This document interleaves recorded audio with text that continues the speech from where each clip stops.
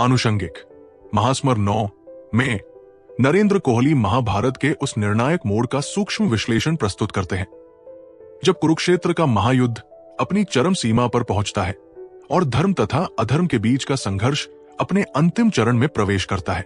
यह खंड युधिष्ठिर की स्मृति में घटित घटनाओं के एक जटिल चित्रपट के रूप में उभरता है, जो मत्स्य नरेश विराट के राज्य में पांडवों के 1 वर्ष के अज्ञातवास की समाप्ति और उत्तरा अभिमन्यु के शुभ विवाह से प्रारंभ होता है, जो एक राजनीतिक और भावनात्मक गठबंधन का प्रतीक है।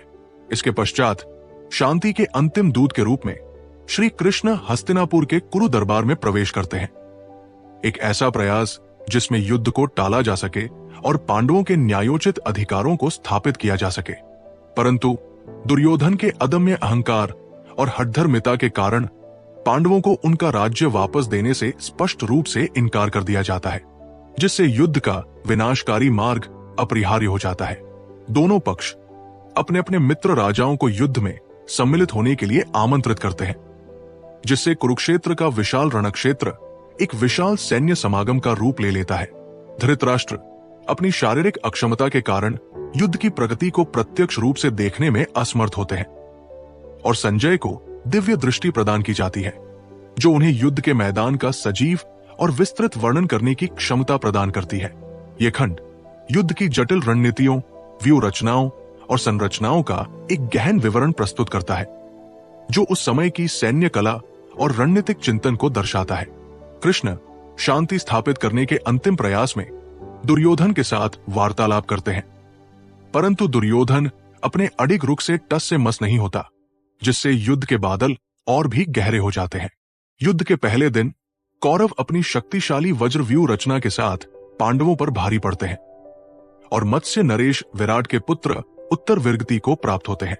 दूसरे दिन पांडव भीष्म के अदम्य पराक्रम का सामना करने की योजना बनाते हैं और अर्जुन तथा भीष्म के बीच एक रोमांचक द्वंद्व युद्ध होता है। तीसरे दिन कृष्ण अर्जुन को भीष्म पर आक्रमण करने का सुझाव देते हैं और भीम दुर्योधन को गंभीर रूप से घायल करते हैं, जिससे कौरव सेना के मनोबल में गिरावट आती है। चौथे दिन भीम कौरव भाइयों में से 8 का वध करते हैं और 5वें से 8वें दिन तक वे कई कौरव भाइयों का संहार करते हैं। 9वें दिन भीष्म पांडव सेना पर कहर बरपाते हैं और कृष्ण के सुझाव पर पांडव भीष्म से उनकी मृत्यु का रहस्य जानने का प्रयास करते हैं। 10वें दिन शिखंडी अर्जुन के रथ में सवार होते हैं और अर्जुन भीष्म को तीरों से बुरी तरह घायल करते हैं, जिससे वे रणभूमि पर गिर जाते हैं। 11वें दिन द्रोणाचार्य को कौरव सेना का सेनापति बनाया जाता है और कर्ण युद्ध में सम्मिलित होते हैं।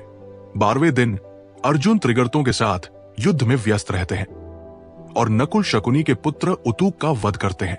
13वें दिन द्रोणाचार्य चक्रव्यूह की रचना करते हैं और अभिमन्यु चक्रव्यूह में प्रवेश करते हैं, जहां वे वीरगति को प्राप्त होते हैं। अर्जुन अभिमन्यु की मृत्यु का समाचार सुनकर जयद्रथ को मारने की प्रतिज्ञा लेते हैं। 14वें दिन कृष्ण अपने सुदर्शन चक्र से सूर्य को क्षणिक रूप से ढक लेते हैं, जिससे जयद्रथ भ्रमित हो जाता है और अर्जुन उसका वध करते हैं। घटोत्कच कौरवों पर भयंकर आक्रमण करता है और कर्ण उसे एक शक्तिशाली अस्त्र से मार देते हैं। 15वें दिन द्रोणाचार्य विराट और द्रुपद का वध करते हैं और धृष्टद्युम्न उनका वध करते हैं। 16वें दिन कर्ण कौरव सेना के सेनापति बनते हैं और भीम दुःशासन का वध करते हैं। 17वें दिन अर्जुन कर्ण का वध करते हैं।